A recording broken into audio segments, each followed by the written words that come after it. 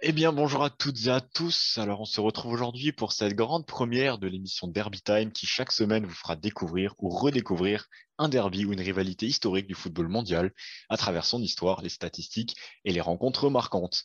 Alors, puisqu'on se lance dès aujourd'hui dans le grand bain, on va se pencher sur Der Klassiker, une rivalité historique entre les deux principaux clubs de football allemands. J'ai nommé le Borussia Dortmund et le Bayern Munich.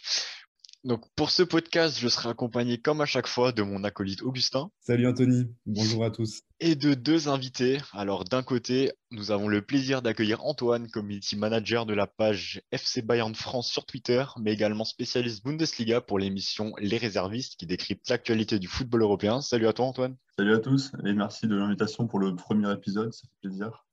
De rien, il n'y a pas de souci. Et de Quentin, alias Empereur Jaune sur Twitter, un tweetos connu et reconnu comme fan inconditionnel du Borussia Dortmund. Salut, Quentin. Salut les gars, salut à tous. Merci de l'invitation. Alors, dans une première partie, comme à chaque fois, on va tout d'abord présenter brièvement les deux équipes parce que je pense qu'on n'a pas besoin de faire de grands dessins pour Dortmund ou le Bayern. Donc, Augustin, je vais tout de suite te laisser commencer par la présentation. On va commencer avec le Bayern. Ouais, alors du coup, le Football Club Bayern München, fondé le 27 février 1900 dans la ville de Munich, évidemment, surnommé der Rekordmeister, ils sont détenteurs du record de titres de champion d'Allemagne. C'est un club européen, évidemment, qui est le plus titré au XXIe siècle, devant le FC Barcelone de Messi et la Juventus de Turin de Buffon. Ils ont à leur actif 30 championnats d'Allemagne, les Bundesliga, du coup, 20 pokals, les Coupes d'Allemagne, 8 supercoupes nationales. Mais les Bavarois ne se contentent pas que de ça. Ils ont aussi à leur actif 2 Coupes du Monde des clubs, dont une gagnée récemment cette année contre les Tigres d'André Pergignac. Ils ont aussi 6 Ligues des Champions, une Coupe UEFA et 2 Supercoupes UEFA. Les Munichois jouent dans leur antre de l'Allianz Arena, doté de ses 75 000 places. C'est l'un des plus beaux stades en Europe et surtout en Allemagne. Enfin, dans les légendes du club, on peut retrouver le joueur le plus capé, qui est le gardien Sepp Maier, qui compte 699 matchs entre 1962 et 1979. Le meilleur buteur est Gerd Müller et sa bagatelle de 570 buts inscrits entre 64 et 79. Peut-il être dépassé maintenant par Robert Lewandowski? Personnellement, je ne pense pas, non pas que l'heure de la retraite est sonnée pour lui, mais le buteur providentiel des Bavarois a déjà 32 ans et il lui reste quand même 300 buts à inscrire. Un sacré défi donc. Pour terminer cette petite présentation du Bayern, j'ai une première question pour toi, Antoine.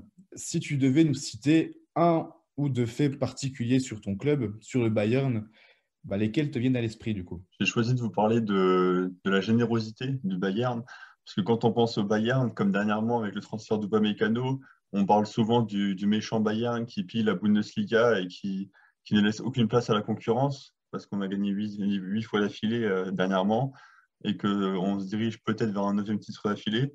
Mais le Bayern est aussi un club qui a fait preuve de beaucoup de générosité par le passé, notamment grâce au président Uli Hoeneß. On se rappelle notamment de plusieurs matchs amicaux qui ont été joués contre des clubs qui étaient au bord de la faillite, notamment St. Pauli, l'Union Berlin, Darmstadt, Aachen, Rostock, Dresden, Offenbach et Kaiserslautern. Tous ces clubs-là ont été partiellement sauvés, parce que bon, il n'y a pas que ça qui a joué. Donc ces clubs ont été partiellement sauvés par le Bayern, parce que il n'y a pas que le match amical qui a contribué à leur sauvetage.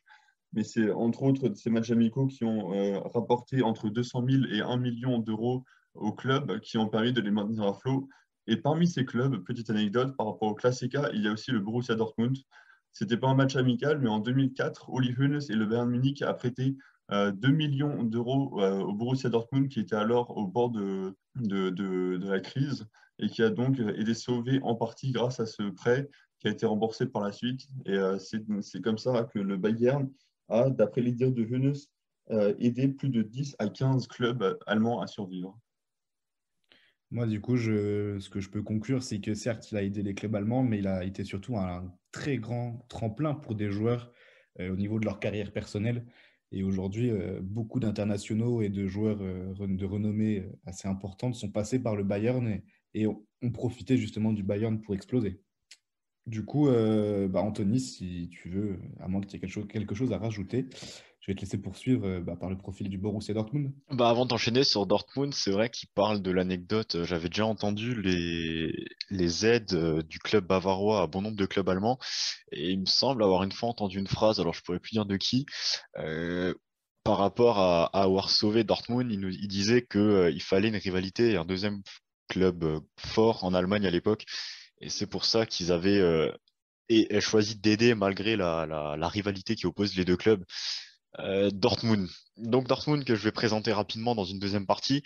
Donc appelé bien souvent le BVB ou Ballspielverein Borussia, donc association de jeux de balle Borussia, traduit en français.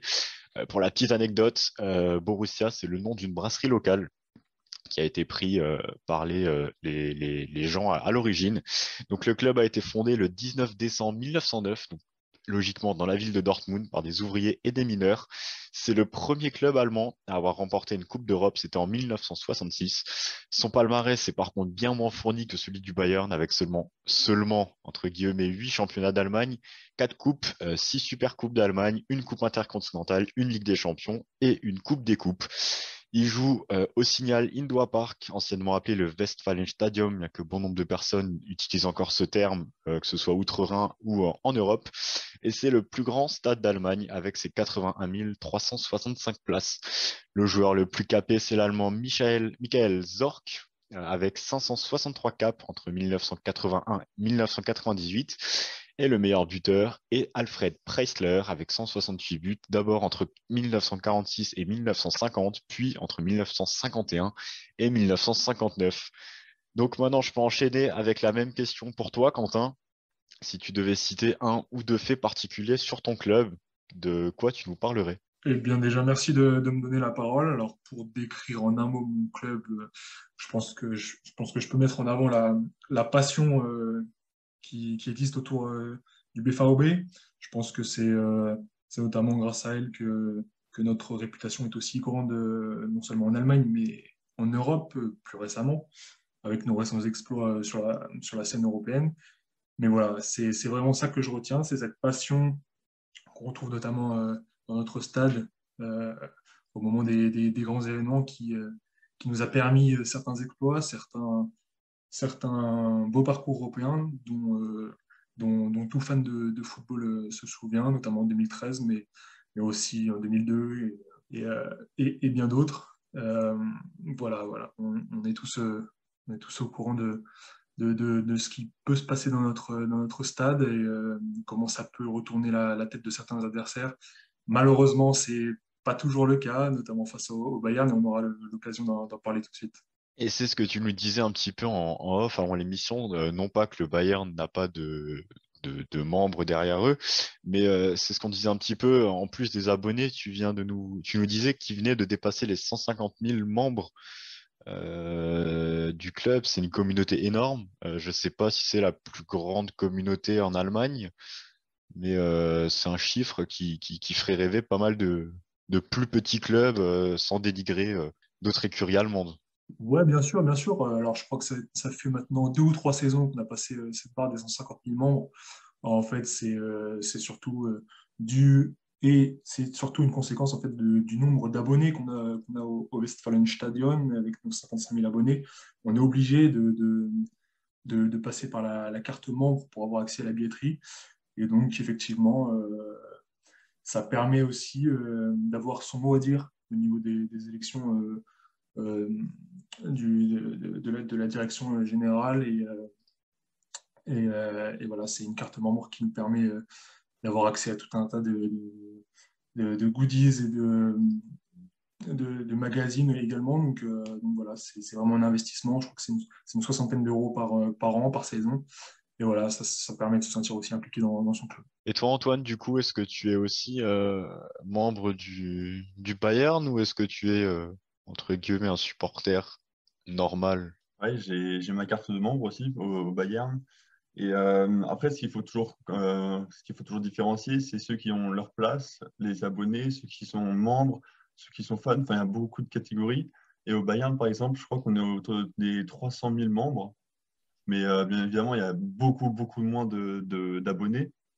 Il y a 75 000 places, qu'il y a il y a le bloc visiteur, qu'il y a les places VIP, etc. Je pense qu'il doit y avoir autour de 40, 50, peut-être maximum 50 000 places pour les billets annuels.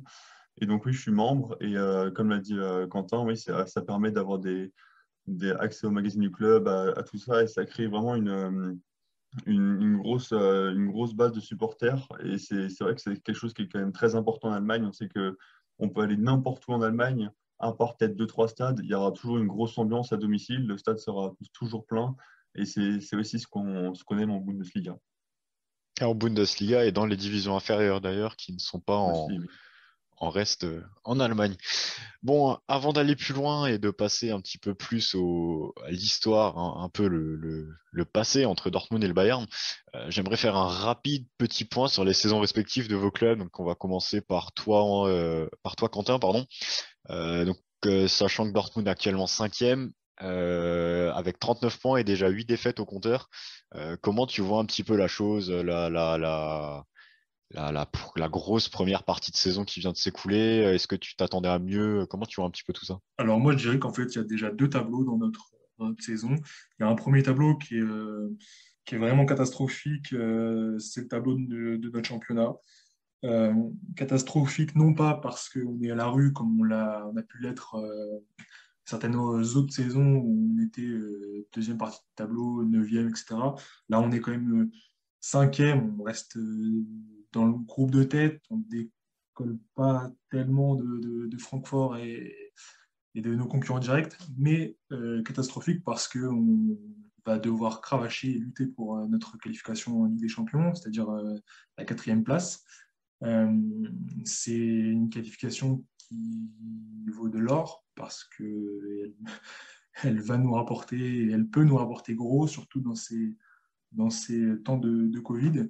On a besoin de cet argent à Dortmund. On n'est pas un club dont alors, la trésorerie est énorme, mais on a besoin de cet argent pour la continuité. En fait, voilà, le manque de billetterie qui est un apport énorme chez nous, etc., etc. Et puis, vraisemblablement, on va devoir recruter si on a des départs importants. Donc ça, c'est le premier tableau. Deuxième tableau, paradoxalement, personne ne nous attendait contre Séville sur la scène européenne au match aller. On l'a fait. Je ne sais pas ce que ça donnera au match retour. On espère au moins pouvoir rivaliser. J'ai regardé Séville récemment et c'est clairement prenable. Il faut savoir aussi être conscient de nos forces. Et puis, bah, nous voilà en demi-finale de Coupe d'Allemagne. On vient de sortir Gladbach. Donc, il y a du positif, du très négatif, mais la saison n'est pas terminée. J'ai bon espoir qu'en tout cas en championnat, on puisse finir par atteindre cette quatrième place. Voilà. Et en espérant qu'ils arrivent à confirmer l'avantage du match aller face à Séville, qui s'est écroulé d'ailleurs hier, il n'y a pas d'autre mot, face au Barça en Coupe d'Espagne. Tout Donc, à fait, ouais. en espérant que 3 buts à l'extérieur, ça devrait plutôt être pas mal. Maintenant, on a tellement vu de choses ces dernières saisons qu'on peut ne plus être sûr de rien. Mais on verra la suite. Et du coup, donc, même question pour toi, Antoine. Donc, le Bayern premier, 52 points, malgré un petit trou d'air, je sais pas si on peut dire un petit trou d'air quand même, mi-février avec le nul 3-3 face à Bielefeld et la défaite face à l'Eintracht Francfort. Mais pareil, pour toi, qu'est-ce que tu tires pour l'instant de cette première partie de saison, de cette grosse première partie de saison du Bayern? Bah, comme tu l'as dit, oui, il y a un petit trou d'air. Après, il ne faut pas non plus oublier tous les hauts qu'on a eus. On sort quand même d'une saison à 6 titres, c'est plutôt pas mal. Après, on a quand même de gros problèmes défensifs ces derniers temps qui durent depuis novembre, où on encaisse régulièrement le premier but dans le match, et des fois ça va même jusqu'à 2 buts, voire 3 contre Bielefeld. C'est vraiment un gros problème. Et contre Dortmund, il faudra être sérieux de la première à la dernière minute parce qu'on sait qu'en contre, ça peut faire très mal. Séville peut en témoigner. Mais après, oui, on est quand même une équipe qui est assez sereine, entre guillemets, quand tous les cadres sont là, avec Neuer, Kimmich, Müller, Lewandowski, il y a quand même assez d'expérience, il y a quand même assez de tempérament dans cette équipe pour toujours savoir se dépasser et toujours savoir, dans les gros moments, être décisif. On l'a vu contre la Lazio, où justement on sortait d'un point en 2 matchs en Bundesliga contre Bielefeld et une défaite contre Francfort. Et au final, contre la Lazio, certes, la Lazio a fait des erreurs, mais le Bayern a été là, a su les exploiter, a su rapidement se mettre à l'abri et gérer la fin de match. Et c'est dans ce genre de match qu'on voit la puissance d'un Bayern qui, certes, contre des adversaires, contre Mainz, contre Bielefeld, etc., peut parfois se faire peur, mais qui derrière, quand le moment est arrivé, le moment où il y a vraiment tous les projecteurs qui sont braqués sur soi, l'équipe arrive toujours à se surpasser et à faire mal à son adversaire. Ok, donc après cette première partie un petit peu présentation et un petit point sur le début de saison, la grosse partie de saison qui est déjà passée, on va un petit peu remonter le temps et s'intéresser à l'histoire, d'où vient cette rivalité et comment elle a évolué au cours des décennies. Alors Augustin, de quand date le premier classiqueur? Si la première rencontre a eu lieu en 1965, ce qui m'intéresse le plus, Anthony, c'est cette rencontre de 1971, et je pense que Quentin va me détester pour avoir pris cette anecdote. Mais c'est le jour où le Bayern de Franz Beckenbauer et de Gerd Müller a totalement étrillé le Borussia Dortmund 11-1 à Munich. Le Bayern affiche donc une claque monumentale au Borussia que les anciens du BVB ont encore à l'esprit. Devant 17 000 spectateurs à l'époque, l'inévitable Gerd Müller inscrit entre autres un quadruplé. À l'issue de cette saison 71-72, le Bayern sera sacré champion d'Allemagne et le Borussia, lui, qui a connu sans doute une saison catastrophique, descendra en seconde division. Enfin bref, la rivalité ne date pas forcément d'hier, mais elle a été forcément accentuée au milieu des années 90, car Dortmund prive à plusieurs reprises le Bayern d'un sacre national au profit de Kaiserslautern, du Werder Bremen ou encore de Stuttgart. C'est un duel qui est aussi une affiche que l'on retrouve sur la scène européenne. Il n'y a pas de meilleur cadre du coup que la Ligue des Champions pour en parler. En 1998, le BVB élimine le Bayern en quart de finale au terme des prolongations. Mais Bayern Dortmund, c'est aussi et surtout la finale de 2013 à Wembley. On y retrouve donc une victoire 2-1 du Bayern grâce à des buts de Mandzukic et de Arjen Robben. Dans tous les cas, c'est un face-à-face qui donne souvent lieu à des matchs animés, que ce soit sur la scène nationale ou sur la scène européenne. Aujourd'hui, le classiqueur nous présente un duel de buteurs que seule l'Allemagne peut proposer, l'inévitable avant-centre polonais Robert Lewandowski face à la pépite norvégienne de seulement 20 ans, Erling Haaland.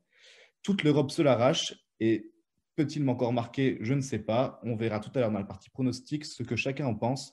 On rentre maintenant dans les stats entre les deux équipes. À toi, Anthony. Donc, au total, on a eu un bilan de 128 confrontations, pardon, et le bilan est largement en faveur du Bayern, avec 62 victoires, 33 matchs nuls et 33 victoires pour le BVB, 245 buts côté Bayern, 154 côté Dortmund. Pour ce qui est des meilleurs buteurs de l'histoire de ces rencontres, on retrouve logiquement à la première place Lewandowski avec ses 24 buts, toutes compétitions confondues. Donc lui qui a déjà joué dans les deux clubs de 2010 à 2014 chez les Jaunes et Noirs avant de rejoindre la Bavière à l'été 2014. Pour la petite anecdote, c'est aussi le seul joueur à avoir marqué un triplé lors d'un classiqueur avec les deux équipes. D'abord, du côté de Dortmund, c'était le 12 mai 2012 pour une victoire 5-2 en Coupe d'Allemagne. Puis le 30 mars 2018, lors d'une victoire 6-0 du Bayern Munich en championnat. Dans le classement des meilleurs buteurs, on retrouve ensuite les Bavarois Gerd Müller et Thomas Müller, dans l'ordre, le premier avec 15 buts et le deuxième avec 11 buts, qui est à égalité avec Arjen Robben, donc 11 buts également. Niveau des joueurs capés, on retrouve encore Robert Lewandowski avec 36 rencontres, à égalité avec Thomas Müller. Mats Hummels, qui a également fait les deux clubs, complète le podium avec 34 matchs. Donc on peut ensuite passer à la troisième et avant-dernière partie déjà de cette émission. On va s'intéresser plus concrètement à une rencontre et à du jeu. Comme dit un peu plus haut, 128 confrontations ont eu lieu. Alors j'ai une petite question pour nos deux invités. Alors je sais pas, on va poser la question à Quentin en premier. Si je te donne Dortmund-Bayern, quel match te revient en tête et pourquoi? Match récent, match ancien, match. Quel match te vient tout de suite en tête? C'est une bonne question, il y en a beaucoup, il y en a beaucoup. J'ai tendance à dire, même si ça reste au final un souvenir douloureux, j'aurais tendance quand même à dire cette finale de 2013 en Ligue des Champions, parce que même si c'est une défaite, dans notre histoire, ça reste un exploit. Une finale de Ligue des Champions, ça n'arrivera pas tous les ans. Et c'est tellement de beaux souvenirs, c'est la consécration d'un travail de Jürgen Klopp qui a été exceptionnel. On ne le remerciera jamais assez pour cette finale de Ligue des Champions. Et d'autre part, parce que ça reste aussi une grande victoire du football allemand sur notamment le football espagnol, hein, puisque le sommet du foot allemand, c'est-à-dire notre classique, bat le Classico en demi-finale de Ligue des Champions, hein, sortant le Real et le Barça respectivement. Donc on a pu se serrer la main ce jour-là avec le Bayern parce que c'était l'apogée du foot allemand, d'ailleurs qui a été concrétisé par la Coupe du Monde 2014 et le titre pour la Nationalmannschaft. Donc voilà, c'est forcément le premier classiqueur qui me revient en tête quand je pense à notre affiche. Mais si je dois noter un meilleur souvenir, évidemment, c'est cette finale dont tu as parlé en Coupe d'Allemagne, 2012, cette victoire 5-2 avec un triplé de Lewandowski, un but de Mats Hummels, je crois, et de Shinji Kagawa, si je ne me trompe pas, qui nous offre le doublé Coupe Championnat, le seul et unique, qui me semble, de notre histoire. Et tu as parlé du coup un Voilà. petit peu de la période Jürgen Klopp. Est-ce que selon toi, ça a été un peu la meilleure équipe du Borussia qu'on a pu voir, du moins dans ces 20-30 dernières années? Je sais pas si tu connais forcément avant, un petit peu plus ancien, Bien sûr, bien mais sûr. est-ce que pour toi, c'était la meilleure époque? Je sais que sur ton Twitter, tu as une photo de Jürgen Klopp, tu as Jürgen Klopp dans ta description. Enfin, je pense que tu es vraiment Ouais, ouais, un grand admirateur et tu le suis encore sûrement à Liverpool. bien On sûr. peut faire un petit aparté. Qu'est-ce que tu penses du coach? Comment tu le ressens, ce personnage emblématique du foot allemand et européen à l'heure actuelle? Bah, tout simplement, en fait, si je l'adule autant, c'est parce que je pense que c'était l'entraîneur et c'est toujours l'entraîneur qui correspond parfaitement à l'identité du Borussia Dortmund. Alors après, il a fait 7 ans avec nous, c'était 7 ans de réussite. Et évidemment que ça ne pouvait pas durer éternellement, pardon. Mais une chose est sûre, s'il a rebondi aussi bien et d'une manière aussi forte à Liverpool, dans un club qui reste par certains aspects similaires au nôtre, c'est pas un hasard. C'est pas un hasard. Jürgen Klopp, c'est un entraîneur de passion. C'est un entraîneur qui a besoin de cet environnement pour mener son projet à bien. Euh, c'est un entraîneur qui galvanise ses joueurs, qui sait utiliser un stade pour aller de l'avant, etc., etc. Donc très clairement, un très bon souvenir de son époque. Alors après, est-ce que c'est la meilleure équipe que le Borussia Dortmund ait jamais connue? C'est toujours compliqué de comparer les époques. Moi, je dirais que non. Je pense que le Borussia Dortmund de 97 était supérieur en termes de qualité sous Otmar Hitzfeld, d'ailleurs, qu'Antoine a connu également dans son club et qui lui a aussi également apporté une Ligue des Champions, je pense, il me semble. Mais voilà, je pense que 97 avec les Matthias Sammer, Michael Zorc, c'était un autre niveau encore. On peut maintenant poser la même question à Antoine, non pas sur Jürgen Klopp, mais la question initiale. Si je te parle d'un classiqueur, quel match ressort et pourquoi du côté de toi, toi qui es supporter munichois? Ah, malheureusement, je ne vais pas être original, hein.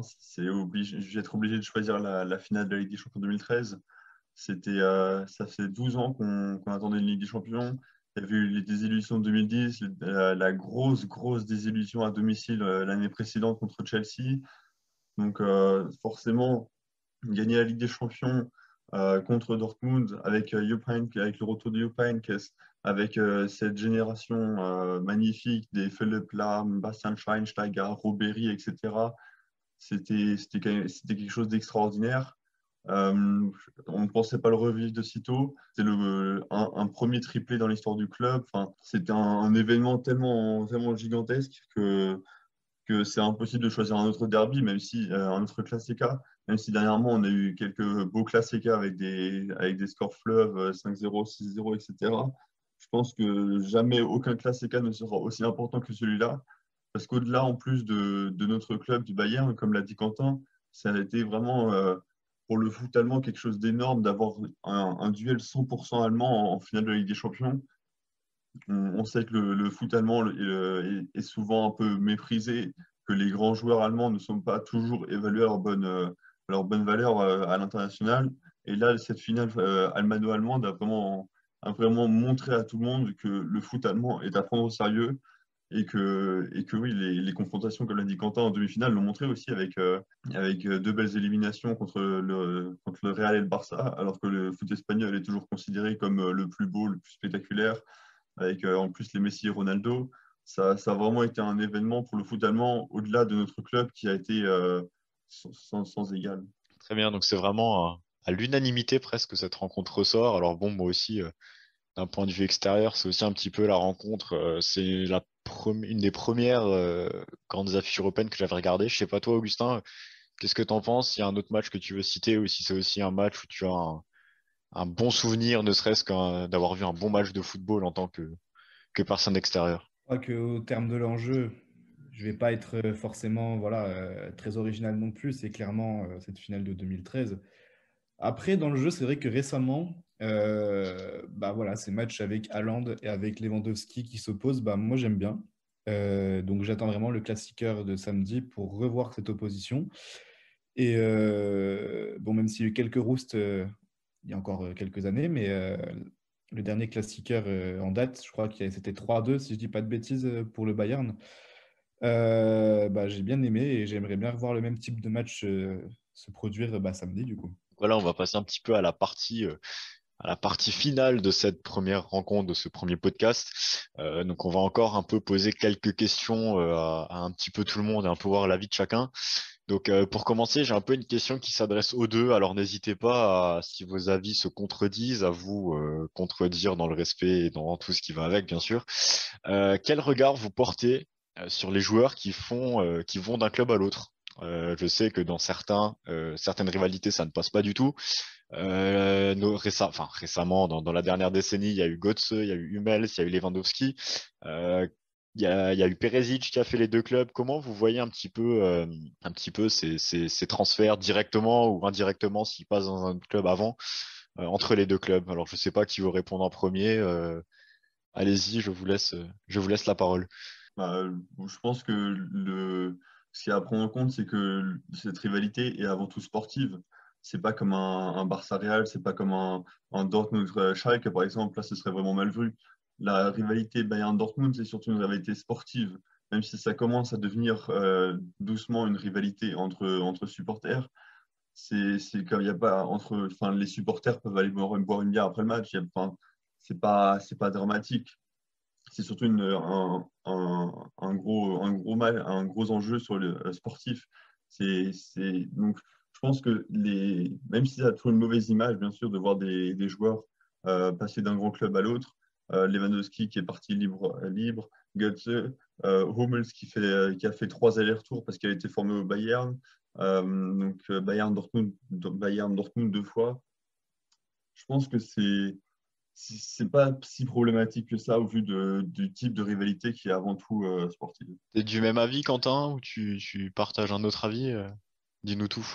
Ouais, alors bah, forcément, c'est un peu plus compliqué pour moi à digérer, puisque récemment, les transferts se sont plutôt faits dans le même sens, à savoir de chez nous vers le Bayern. Mais après, moi, je trouve que c'est un faux débat, parce que tout simplement, des joueurs qui sont passés par les deux clubs à travers l'histoire, il y en a des tonnes.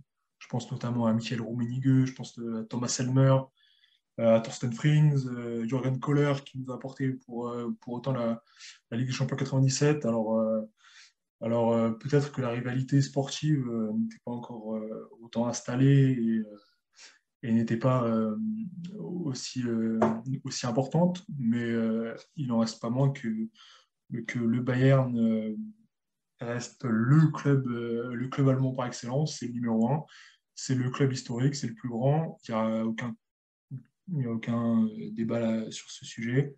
Et si je prends par exemple l'exemple d'un Mario Götze, moi je sais que je ne lui en voudrais jamais. Je lui en voudrais jamais parce que déjà il est revenu, ce qui arrange à moitié les choses.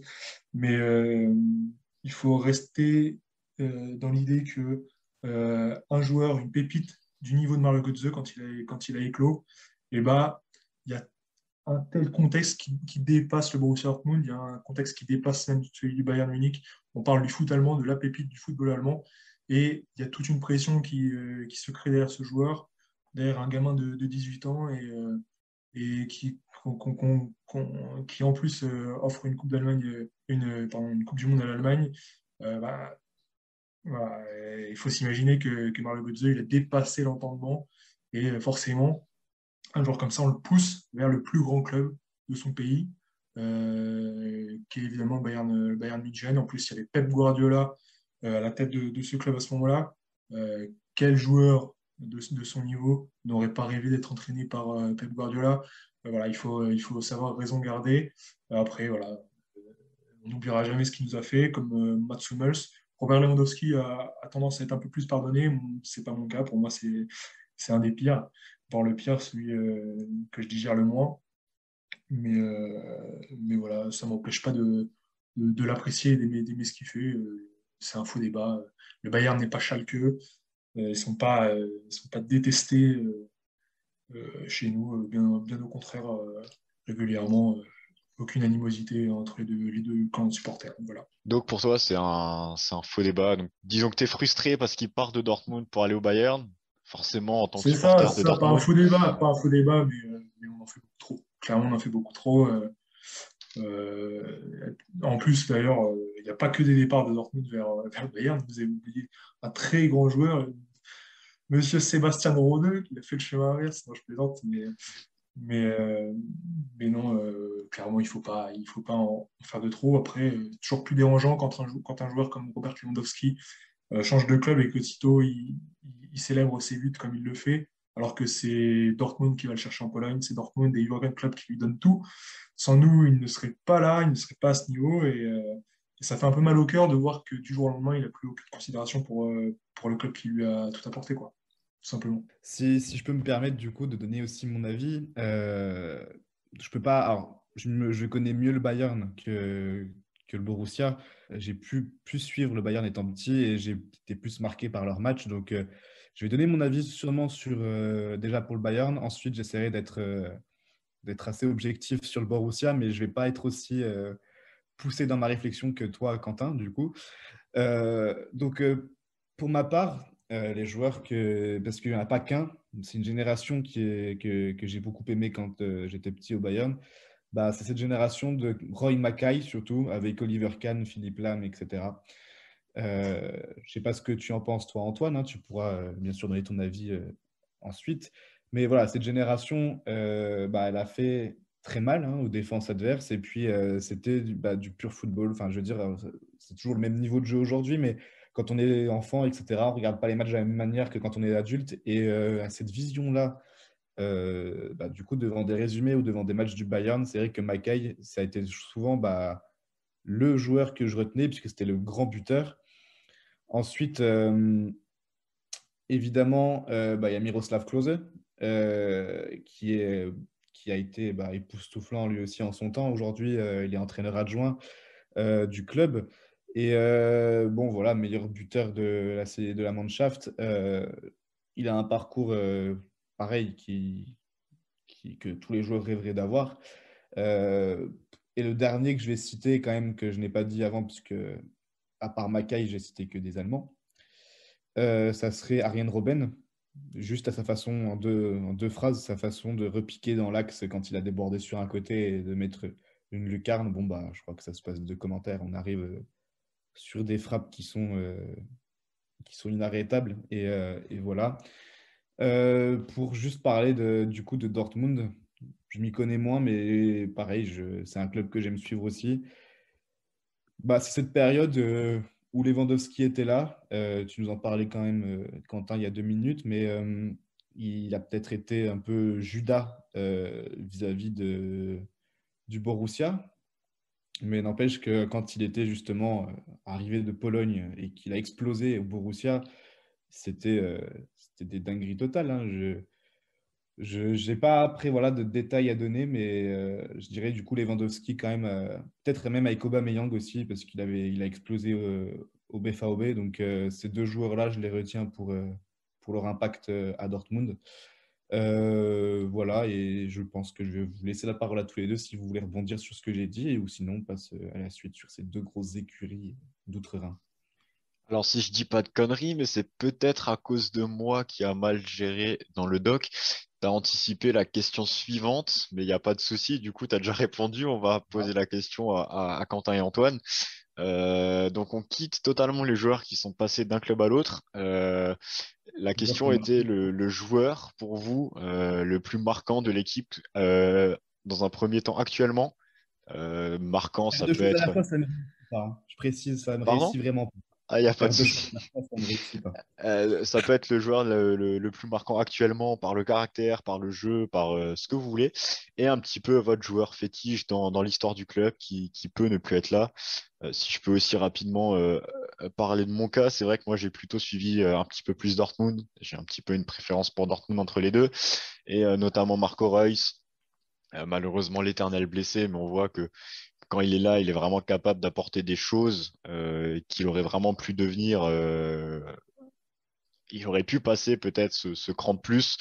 Maintenant, outre Marco Reus, je peux également citer la saison de Dembélé. Alors, c'est peut-être un peu plus le côté français qui parle, mais c'est vrai que Dembélé a fait une très bonne impression du point de vue extérieur, mais on va pas, on est loin de l'impression de Reus. Et côté Bayern, si on reprend un petit peu le côté français, ce serait Tolisso, que j'ai déjà pas mal suivi à l'époque à Lyon et qui est un joueur que j'apprécie vraiment beaucoup.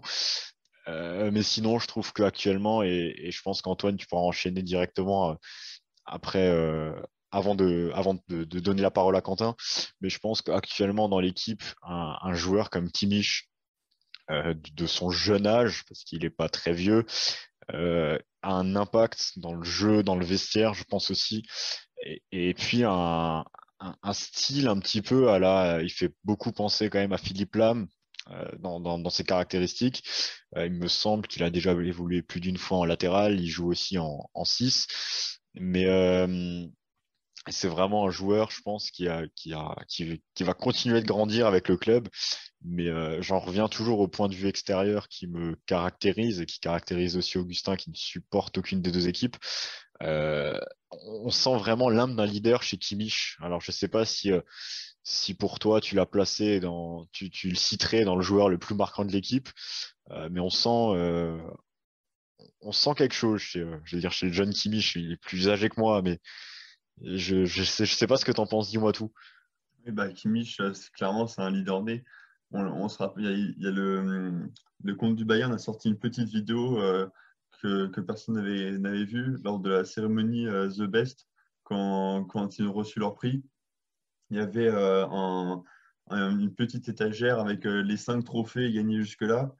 Il y a Lewandowski, Flick, etc., qui avaient reçu leur trophée The Best des meilleurs joueurs, meilleurs entraîneurs, etc. Et après, quand ils arrivent devant Kimmich, Kimmich leur montre la petite étagère et leur dit on reste concentré, il nous en manque encore un. Donc ça montre vraiment la mentalité du bonhomme, quoi, qui, comme tu l'as dit, il n'a que 26 ans, hein. Mais déjà, a une mentalité folle de vouloir tout gagner, de vouloir à chaque seconde tout donner sur le terrain. On se rappelle aussi d'une anecdote où sa femme allait accoucher. Flick lui dit vas-y, on s'en fout, c'est du foot, va à l'accouchement de ton fils, de ton enfant. Et au final, il a limite été à contre-cœur assister à l'accouchement de sa femme. Donc c'est vraiment quelqu'un qui est obsédé par le foot, qui veut la victoire à tout prix. Et on l'a vu au dernier Classica, qui est même prêt à mettre son corps en jeu pour gagner le match. Et puis après, au-delà de Kimi, je pense que dans l'équipe, il y a quand même pas mal de cadres. Il y a Neuer dans les cages, qui est peut-être, enfin, d'après moi, le meilleur gardien de l'histoire, qui a révolutionné son poste, qui est le capitaine actuel. Il y a Müller et Lewandowski qui sont un duo d'attaque létal, qui est peut-être le meilleur duo d'attaque en ce moment. Et on peut même discuter peut-être un des meilleurs duos de l'histoire avec notamment Benzema Ronaldo, Messi Suarez et d'autres par le passé. Mais c'est vraiment un duo qui est très très difficile à arrêter. Et puis après, dans l'histoire, il y a eu quand même pas mal de grands joueurs. Il y a eu des Lahm, Schweinsteiger récemment. Et si on remonte à l'équipe légendaire des années 70 qui a gagné 3 Ligues des Champions d'affilée, il y a Sepp Maier dans les buts, il y a Beckenbauer, il y a Gerd Müller, enfin, il y a Uli Hoeneß qui a été bon en tant que joueur, qui a aussi qui a vraiment fait du Bayern un mastodonte économique en tant que manager ensuite pendant 50 ans. Il y a Karl-Heinz Rummenigge aussi. Enfin, il y a eu tellement de grands joueurs qui ont forgé l'histoire du Bayern que c'est difficile d'en choisir que deux ou trois, mais je pense que ce seraient ces trois-là, Beckenbauer, Müller et, et, et Kimmich, je pense, pour le plus récent. Les grands noms du coup du foot bavarois et du foot allemand. Et toi, Quentin, même question, le joueur le plus marquant de ton équipe actuellement et un petit peu dans l'histoire de ton club. Le joueur le plus marquant, malheureusement, je pense que nos yeux se tournent vers le même, hein. Le même nom, c'est le numéro 9. C'est sans nul doute le futur prodige, et, un futur attaquant dont on va parler pendant les 10-12 prochaines années. C'est Monsieur Erling Haaland. J'espère que dans 10 ans, on pourra se retourner et dire ce mec a joué chez nous. Il est bizarre. C'est un mec bizarre. Euh, très paradoxal. C'est bizarre sa façon de se déplacer, ses conduites de balle, on a l'impression qu'il va la perdre à chaque touche. Mais en fait, non. C'est un buffle, c'est un monstre. Je veux dire, il est arrivé il y a 1 an et demi, il a plus de buts que de matchs à son actif. Voilà, il est tout simplement impressionnant. Après, voilà, on sait qu'il fera pas sa carrière chez nous. Ça ne nous empêche certainement pas d'en profiter. J'espère qu'il saura répondre au prochain classiqueur. On aura la réponse. Sinon, un joueur que j'aime beaucoup aussi, c'est Emre Can. Moi, je pense que c'est sur ce genre de transfert qu'il faut un peu plus s'appuyer.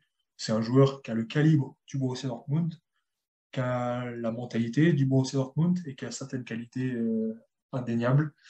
Euh, donc ça, c'est pour l'esprit BVB. Sinon, évidemment, 2 joueurs icônes, hein, même 4, mais 2 qu'on oublie de plus en plus. On a d'abord Marco Reus et Mats Hummels qui sont encore titulaires, mais il ne faut jamais oublier Marcel Schmelzer et Lukas Piszczek, qui sont de véritables légendes du Borussia Dortmund. On parle du top 40 joueurs dans toute l'histoire d'un club, hein. Donc voilà, on parle de très grands joueurs. Sinon, mon joueur préféré, toute époque confondue, je pense que je vous en ai déjà parlé, mais c'est Thomas Rositzky qui m'a donné goût au football et au Borussia Dortmund. Donc voilà, c'est mon petit chouchou personnel. Bon, Quentin, je sais qu'on arrive vers la fin de ce podcast et que le temps nous guette, mais je ne peux pas m'empêcher d'être curieux et d'avoir quand même une question à te poser. Tu nous as parlé précédemment de Schalke. Et justement, je voudrais qu'on en parle rapidement. Comment tu places cette rivalité avec le Borussia vis-à-vis justement du Bayern, hein? Tout à l'heure, tu me disais que c'était pas pareil, mais entre le Ouais. Bayern et Schalke 04, qu'est-ce qui... Est-ce que tu peux expliquer, j'ai 2, 3 éléments, mais est-ce que tu peux expliquer aux auditeurs justement ce qui différencie ces 2 matchs à part dans une saison? Ouais, bien sûr. Alors, bah déjà, comme l'a très bien dit Antoine tout à l'heure, le Bayern et nous, c'est un classiqueur, donc c'est l'affiche d'un pays, comme le Classico en Espagne, le classique français entre le PSG et l'OM, c'est une rivalité que sportive, Antoine l'a très bien dit. Et vous l'avez d'ailleurs très justement dit tout à l'heure, c'est une rivalité qui date ni plus ni moins des années 90, quand on a commencé à surperformer et à se hisser au niveau d'un club qui pouvait prétendre à des titres nationaux et donc déranger le Bayern. Avant ça, le classiqueur, Antoine, tu m'arrêtes si je me trompe, mais c'est Gladbach contre le Bayern. C'était eux les 2 plus gros clubs allemands. C'était le classiqueur originel, c'est Gladbach-Bayern. C'est certainement pas Dortmund-Bayern. Et bon, on a des grands experts du foot allemand. Je pense à Paulo Breitner, qui refuse absolument de parler de classiqueur pour un BVB Bayern, alors que une rivalité avec Schalke, c'est un tout autre niveau. On parle là d'une rivalité qui est non plus sportive, mais historique. Alors elle est sportive à la base, puisque c'est une rivalité locale sportive, puisqu'au début, les titres se jouaient localement. Donc évidemment, on a dû longuement batailler avec Schalke au niveau de la Ruhr et des compétitions locales. Donc voilà, c'est une réalité qui est ancestrale, qui est ancrée dans nos veines. Il y a 40 kilomètres entre le Borussia Dortmund et le FT Schalke 04 de Gelsenkirchen. Donc voilà, c'est un autre niveau. Là-bas, on se bat pour défendre des terres, des jeunes talents qui poussent sur les terres de la Ruhr. Il y a tout un état d'esprit là-bas. C'est historique et non pas sportif. Ça restera, même si Schalke descend cette saison, j'en suis persuadé. Alors qu'un classiqueur avec le Bayern, eh ben, ça peut être amené à évoluer. On ne sait jamais. Gladbach n'est plus le 2e plus grand club allemand, qui dit qu'un jour, nous ne le serons plus aussi. Donc peut-être que le classiqueur évoluera un jour alors que le Réveillard Derby ne bougera jamais. J'ai aussi une question pour toi, Antoine. Dans une saison comme celle-ci, où c'est un perpétuel combat entre l'Europe et l'Allemagne, est-ce que tu considères le classiqueur comme le match de l'année ou est-ce que pour toi, c'est quand même d'autres affiches? C'est un gros match. Après, j'irai peut-être pas jusqu'à dire le match de l'année. Parce qu'il y a aussi pas mal. Il y a aussi les matchs contre Leipzig qui sont très importants. où notamment les supporters ont un cœur. Je pense que c'est pareil pour Quentin, les supporters de Dortmund et beaucoup de supporters en Allemagne. C'est de ne surtout pas laisser Leipzig gagner un titre. Parce que bon, on ne va pas rentrer dans le débat, mais Leipzig est un club qui n'a que 11 ans, qui a été créé sur des fondements qui ne respectent pas forcément la règle du 50+1. Enfin bref, voilà. Donc il y a les matchs contre Dortmund, il y a les matchs contre Leipzig, il y a toujours les matchs contre Gladbach, parce que même si c'est pas même si en ce moment ils ne sont pas au top de leur niveau, ça reste quand même une rivalité historique. Notamment, on se rappelle enfin, on se rappelle pas, j'étais pas né, mais dans les années 70, c'était quand même une grosse rivalité où Gladbach a ravi plusieurs titres et ça a toujours été des grosses batailles entre Gladbach et le Bayern.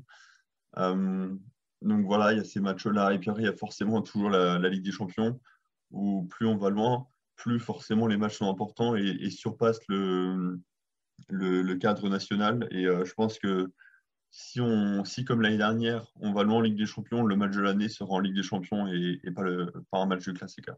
Du coup, pour finir, à moins que tu avais Voilà. encore... Non, c'est bon. Non, bah, j'avais lancé justement, donc Il tu n'y peux a y pas de aller. souci.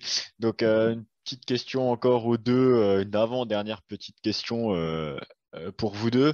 On voit que sur la dernière décennie, hormis le début des années 2010, où il y avait le Dortmund dont Quentin t'a parlé, le Dortmund de Jürgen Klopp, qui a remporté à 2 reprises le championnat, on peut voir que les trophées et les rencontres tournent la plupart du temps quand même pour le Bayern, avec parfois, malheureusement, il faut te le rappeler, Quentin, deux gros scores, 5-1 en 2015, 6-0 en 2018, 5-0 et 4-0 en 2019. D'un point de vue extérieur, la rencontre, elle paraît très déséquilibrée. Je pense notamment au tweet d'ailleurs que j'ai vu cet après-midi sur ton compte, Quentin. Donc je te cite, hein, est-ce qu'on va encore prendre notre rouste annuelle à l'Allianz Arena ce week-end?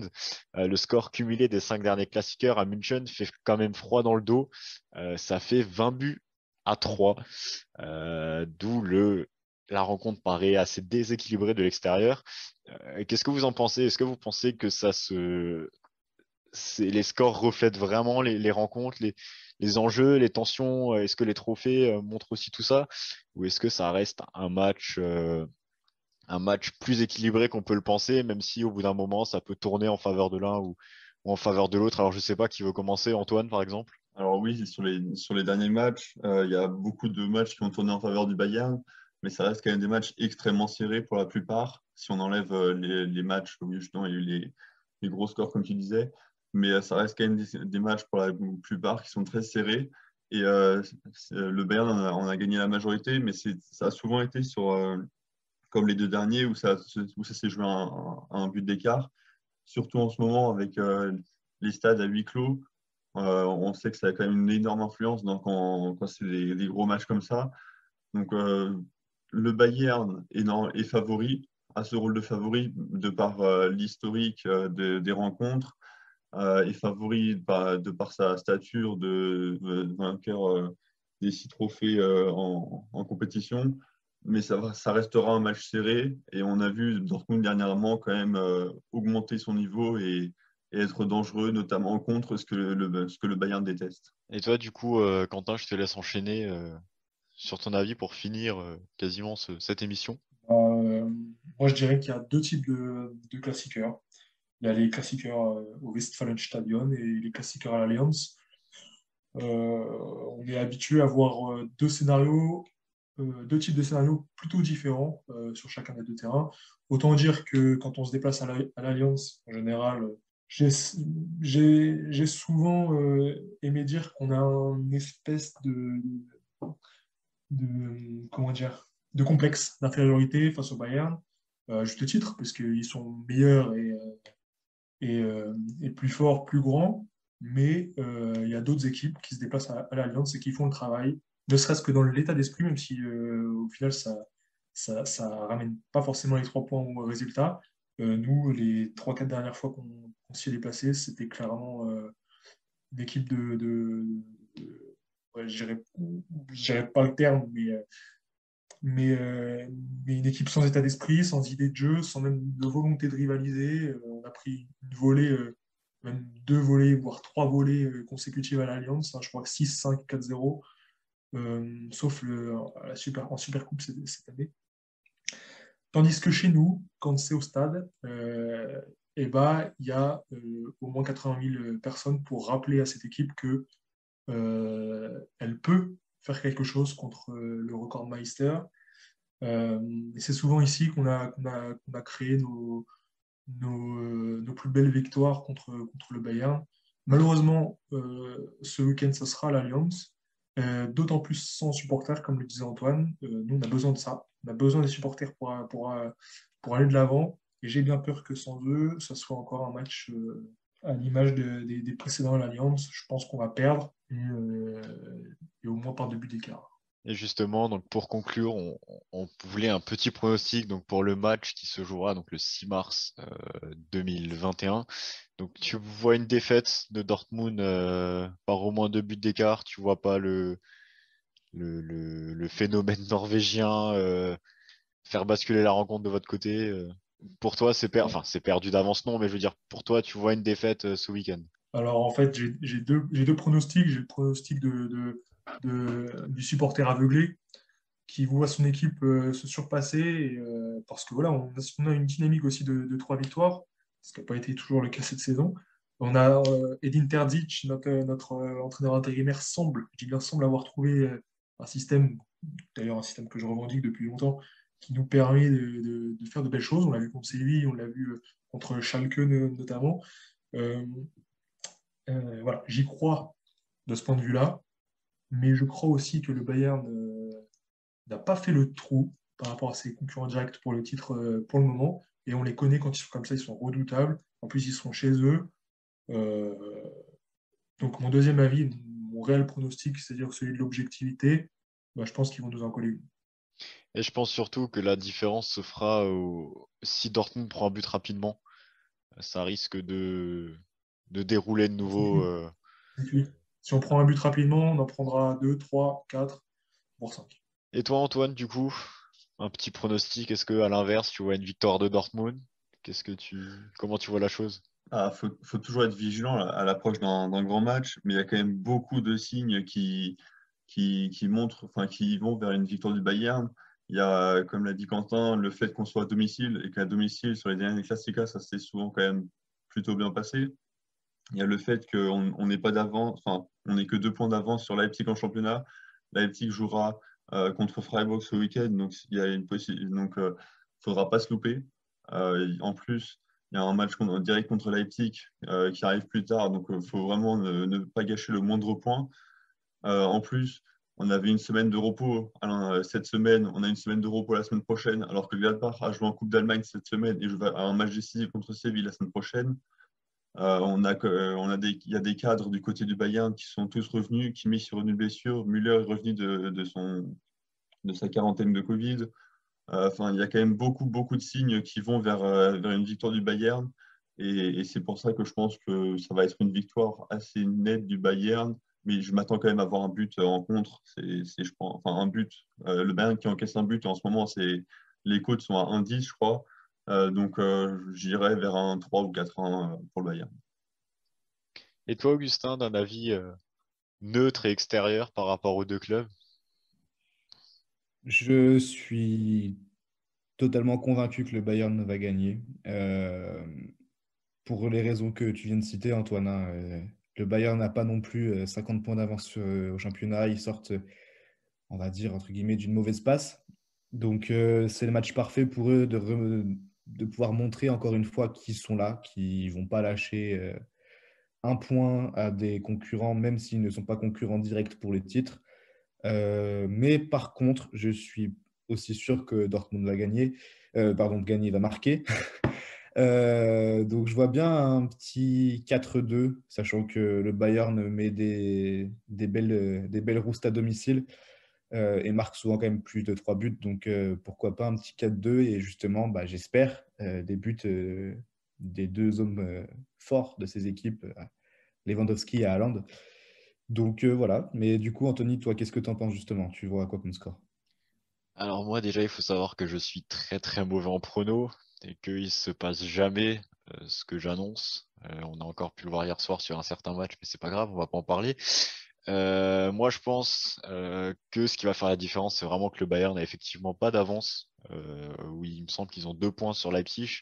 Ils n'ont pas de matelas de confort derrière eux. Donc, ils n'ont pas ce relâchement qu'ils pourraient peut-être avoir sur un match ou quoi. Et ce qui peut aussi faire la différence, c'est que Dortmund, en plus d'être à l'extérieur, va avoir, comme l'a précisé Antoine, va avoir son match de Ligue des Champions qui arrive très vite, 3 jours après. Et donc, ils ont beau avoir gagné 3-2 au match aller. C'est un ballottage favorable. Maintenant, on voit que c'est plus pareil qu'avant, avec cette crise du Covid, domicile extérieur, sans supporters, c'est plus forcément la même chose. Donc, je pense qu'ils auront plus les regards tournés sur le match de Ligue des Champions pour assurer la qualif et passer au tour suivant. Donc, ils vont quand même sûrement marquer parce que le Bayern, de ce que j'ai vu parfois, même si je suis loin de regarder tous les matchs de Bundes et encore moins du Bayern, mais de ce que j'ai vu ces derniers temps, était quand même assez friable parfois. J'ai notamment vu le match contre Bielefeld où il se finit à 3-3. Donc, je pense que Dortmund va réussir à marquer, va prendre une contre-attaque et c'est sûrement Haaland qui va nous mettre à la finition. Mais je vais pas être original. Je pense 3-1 ou 4-1 pour le Bayern. Donc Juste voilà, un petit rappel, vas-y. Leipzig se déplace à Fribourg. Fribourg étant une équipe assez compliquée à manœuvrer à domicile. Le Bayern a tout intérêt d'ailleurs à essayer de creuser l'écart pendant ce Klassiker. Donc je pense que, voilà, pour juste compléter ce que je disais, d'un point de vue statistique par rapport au tableau, c'est un des moments où jamais pour le Bayern de remettre un peu la pression sur ses concurrents. Fribourg qui avait battu d'ailleurs notamment Dortmund à domicile cette année. J'ai pas le match du Bayern sous les yeux. Je sais pas si il est déjà passé le retour à Fribourg, Antoine. Fribourg a gagné justement, c'était le 6 février, donc c'était il n'y a pas si longtemps contre Dortmund, et je pense que ça a dû faire rager plus d'un parieur. Et ils avaient perdu dans la phase retour contre le Bayern 2-1 à l'Allianz Arena. Comme quoi, on ne se prend pas que des roustes justement à l'Allianz. Donc peut-être que, peut-être que le Borussia va nous prouver le contraire samedi. Oui, je viens de vérifier. Ouais, En tout cas, si je peux me permettre, on a montré qu'on en était capable, hein. Il suffit de regarder le dernier classiqueur qu'on perd certes à l'Alliance, mais en Super Coupe en début de saison, on a montré un bon visage en tout cas. Même si on perd, on attend de notre équipe qu'au moins elle ait l'état d'esprit d'aller de l'avant, ce qui n'a pas été le cas en Bundesliga pour le coup sur les 3 derniers classiqueurs à l'Alliance. Et pourtant, c'est ce qu'il faut, parce qu'en général, c'est ce qui contre les grosses équipes, que ce soit Munich ou le PSG dans son championnat, où on voit que les équipes qui viennent sans l'envie, ce qui paraît quelque part logique, mais les équipes qui viennent sans l'envie euh, se prennent une rouste, alors que même des petites équipes qui viennent avec l'envie et qui y croient un minimum, bah derrière, ça peut faire de grandes choses. Après, c'est tout ce qu'on te souhaite. Euh, Quentin, juste pour conclure, enfin pour finir la partie avec Fribourg, le retour, le Bayern n'est pas encore allé là-bas, ils se déplaceront le 15 mai au match, Un match en retard de la le phase aller match. alors. Non, non, Calendrier. pas du tout, c'est le match retour, 33e journée de Bundes. Non, mais je parlais du score à l'Alliance, du 2-1. Ah, peut-être, oui, il n'y a pas de souci. Le 17 janvier, normalement, on est déjà parti dans les retours, c'est pour ça. Mais Non, pas en Allemagne, tu le sauras. Donc voilà, donc on a fait le point, ça fait presque 1 heure maintenant qu'on est dessus. Alors c'était pas du tout le format qu'on pensait au début, mais finalement c'était très intéressant et je pense qu'on va rester sur ce genre de format pour les podcasts à venir. Donc un grand merci à vous deux, Quentin et Antoine, d'être venus pour participer à ce premier épisode. Qu'est-ce qu'on peut vous souhaiter footballistiquement pour cette fin de saison, l'un et l'autre je sais pas, Quentin. Euh, si je peux répondre, ouais. Je pense qu'on peut souhaiter à mon ami Antoine de remporter le Meisterschale de la Bundesliga devant Leipzig. Et puis qu'il nous souhaite en retour de gagner cette DFB Pokal. Et on se retrouve l'an prochain en Supercoupe pour fêter nos 2 titres. et de souhaiter sans doute aussi la qualif en Ligue des Champions, je pense, pour Dortmund. C'est ce que tu dis, c'est ce que tu évoquais d'ailleurs en première partie d'émission. Ah oui, oui, il faut des sous. Il faut des sous. Et toi, Antoine, du coup? Oui, bah, nous, on espère gagner un titre. Maintenant qu'on est sorti du DFB Pokal, forcément, on croise les doigts pour que ce soit Dortmund ou pour que ce soit, pourquoi pas Kiel, ce serait rigolo aussi. Mais non, je croise les doigts pour Dortmund. Et puis surtout, oui, la qualification Ligue des Champions serait quand même dommage pour un club comme Dortmund de louper la Ligue des Champions parce que ça pourrait entraîner lourdes conséquences avec la perte de gros joueurs. Donc, non, il faut que Dortmund soit en Ligue des Champions. Et, euh, et puis peut-être qu'on pourrait souhaiter pour Dortmund que Schalke, par un miracle, se sauve pour qu'on ait toujours un Revier Derby en Bundesliga, mais je pense que là, c'est malheureusement trop tard. Il faudrait Ouais, un je pense que sacré c'est dur. miracle pour que Schalke, Ouais, là, qui c'est. actuellement, ils ont 9 Dernier. points de retard sur le barragiste à la 23e journée, donc ça Ils risque sont bonne lanterne rouge de ce classement à 18e avec 9 points. c'est 15 ça, buts ouais. marqués pour 50, pour 61, 16 buts marqués pour 61 encaissés. Ça fait beaucoup, hein. Ce serait un sacré miracle. Et niveau Ligue des Champions, dernier petite question, vous en pensez quoi? Vous allez sortir à quel niveau? Ou peut-être aller au bout, je sais pas, Quentin. On va aller au bout. Allez, soyons fous. Non, Allez, non, plus sérieusement, maintenant qu'on a fait le travail à Séville, je pense que si on est un club un minimum ambitieux, on n'a pas le droit de se foirer à domicile. On a marqué 3 buts à l'extérieur. Si on n'est pas une équipe de guignols, on doit passer tous les jours. Il faut que Séville nous batte 2-0 pour passer. Donc non, c'est impossible. Si on marque un but, il faut qu'ils en marquent trois.